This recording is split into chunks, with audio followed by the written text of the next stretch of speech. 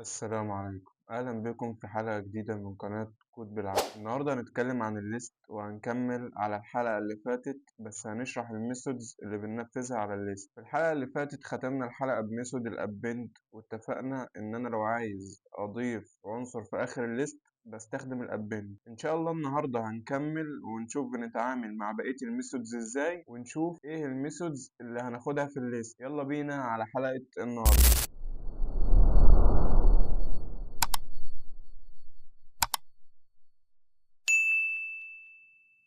اول ميثود معانا النهارده وهي الانسيرت، ودي شبه الابند بالظبط، بس بنضيف العنصر في المكان اللي انا حابب اضيف فيه. يعني ببصلها رقم الاندكس بتاع المكان اللي انا هضيف فيه العنصر. على سبيل المثال عندي مثلا ليست اسمها نمبرز، ودي هضيف فيها ارقام. اتفقنا ان الليست بنستخدم فيها قوسين مربعين، 1 9 7 8 مثلا. حابب اضيف عنصر بس يكون في اندكس مثلا معين، حابب اضيفه بين ال1 وال9، بين ال9 وال7، بين ال7 وال8، يعني حابب اضيفه في مكان معين في الليست. بستخدم ميثود الانسيرت. زي ما اتفقنا بنستخدم الميثودز، بنكتب numbers دوت insert وبعد كده القوسين بتوع الميثود بتوعي، واول خانه بحط فيها الاندكس اللي انا عايز اضيف فيها العنصر. يعني مثلا انا عايز اضيفه في الاندكس 1 اللي هو مكان ال9 كده، هكتب 1 والكومة بتاعتي واكتب الرقم اللي انا عايز اضيفه على الليست، وليكن 5 مثلا. دلوقتي لو انا عملت برنت للليست دي، برنت نمبرز، وجيت عملت رن للبرنامج، هيطبع لي 1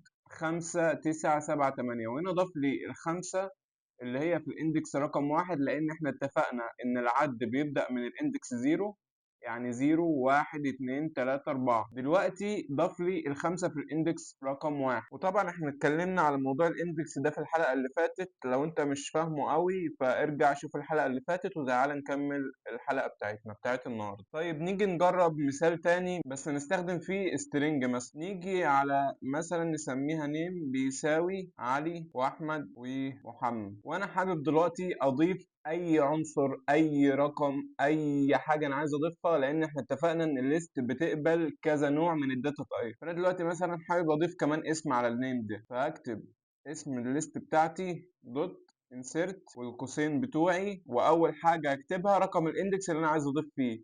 على سبيل المثال مثلا عايز اضيف في الاندكس رقم 2، عندي علي ده اندكس رقم 0، واحمد اندكس رقم 1، ومحمد اندكس رقم 2. فانا لو حبيت اضيف في الاندكس رقم 2 فهو بيرحل لي، لو انا عندي قيمه في الاندكس رقم 2 بيرحلها قيمه او بيزود اندكس ويحط لي القيمه اللي انا عايز احطها في الاندكس رقم 2 مكان. ادي اندكس رقم 2 الكوما. اتفقنا ان اي سترنج بنكتبه بالدبل كوتيشن حامد مثلا، ولو جيت عملت برنت هنا للنيم هلاقيه عمل ابند للاسم اللي انا كاتبه عندي. زي ما انتم شايفين كده طبع لي الاسم. وكده اول ميثود معانا. ندخل على تاني ميثود وهي الريموف، ودي بتحذف لي عنصر معين من الليست بتاعتي. على سبيل المثال مثلا نمبرز بتوعي بيساوي 9، على سبيل المثال اي ارقام انا بحطها جوه الليست. دلوقتي مثلا عايز اعمل ريموف للرقم 5 ده، فانا هكتب اسم الليست بتاعتي دوت ريموف. ريموف يعني هشيل، هحذف. بكتب القوسين بتوعي واكتب جواهم الرقم اللي انا عايز احذفه. انا دلوقتي عايز احذف الخمسه مثلا. تمام. دلوقتي انت هتيجي تسالني سؤال وتقول لي طب انا عندي خمستين اتنين، هو هيحذف الخمسه الاولى ولا الخمسه التانيه ولا يحذفهم الاثنين؟ هاجي انا اقول لك هو بيحذف اول قيمه بتقابله. يعني لو انا عندي 1 5 5 8، اول خمسه هتقابله هيحذف، اما الخمسه التانيه مش هيعمل لها حاجه، مش هيحذفها، هيسيبها زي ما هي. هو بيحذف اول قيمه تقابله في الليست بتاعتي. لو انا جيت عملت برنت دلوقتي هلاقيه حذف لي الخمسه دي، مش الخمسة التانية، لا الخمسة الأولى. لو جينا عملنا رن هنلاقيه حذف لي خمسة واحدة مش الخمستين الاتنين. وعلى سبيل المثال برضو لو جينا نحذف التسعة فهو يحذف لي التسعة الأولى مش التسعة التانية. طب أنا لو حبيت أحذف أي رقم عادي موجود في الليست بتاعتي وليكن التمانية، هيحذفوا لي عادي جدا من غير أي مشاكل. هنلاقي التمانية بتاعتي اتحذفت ومش موجود تمانية في الليست. تالت ميثود معانا وهي ميثود البوب، ودي بنحذف العنصر على أساس الاندكس اللي هو موجود فيه. بدل ما بنكتب العنصر ما بين القوسين دول بنكتب الاندكس اللي انا عايز احذفه. ما عندنا مثلا ناخد مثال على الكلام ده numbers دوت bob، واكتب القوسين بتوعي. فانا دلوقتي حابب احذف الخمسة التانية دي. هشوف الخمسة دي في الاندكس رقم كام، 0 1 2، هي كده الخمسة التانية في الاندكس رقم 2، فانا هكتب له هنا 2 كده. هو حذف لي الخمسة التانية مش الخمسة الاولى.